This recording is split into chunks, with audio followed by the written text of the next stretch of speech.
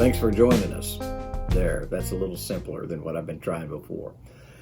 We're still in Matthew chapter 21, starting with verse 20, and Jesus has just cursed a fig tree.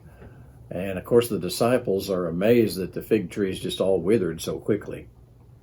And Jesus answered and said to them, "Truly I say to you, if you have faith and don't doubt, you will not only do what was done to this fig tree, but you'll say to this mountain, be taken up and cast into the sea, and it will happen.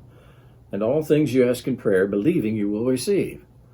That sounds pretty impressive, but we need to remember that there are some conditions put upon these prayers and upon these pronunciations.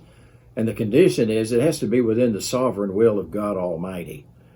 That just like Jesus said, remember in John 5:19, the Son does nothing of himself, but only what he sees the Father doing. Well, in the same way, we're to do nothing of ourselves, but only what we see the Son doing. And so if it's God's will to move the mountain, then pray and watch the mountain move. But if it's just your will, that's not what prayer is all about.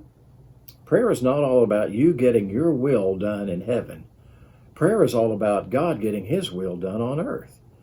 As a believer in Jesus Christ, you have a mission, and it's the mission that he gives you. Your life isn't all about you. It's not all about the mountains that you want moved. It's about the mountains that he wants moved. I will tell you, though, that sometimes it's God's will to move a mountain. And I read just last week about a church in West Virginia that was growing. And imagine this, there was a mountain in West Virginia that was on the property of this church, and they needed to expand their parking lot. And so the pastor had a mountain moving day where they got together and they prayed for God to provide for them to have more parking space and do something with that mountain.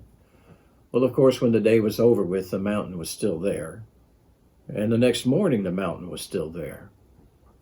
But so was a man from the highway department who said that they needed to do some construction and that they needed several tons of dirt.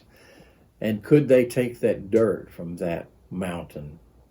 They would be willing to pay for it. And so they sold dirt to the highway department, got funding for their church, and got their mountain moved where they could have room for their parking lot.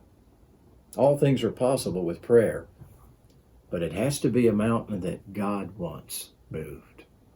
And he wanted it moved so that that church could continue to reach people. Got any mountains in your life? If it's a mountain that God is willing to move, then let's go for it. God bless you. All done.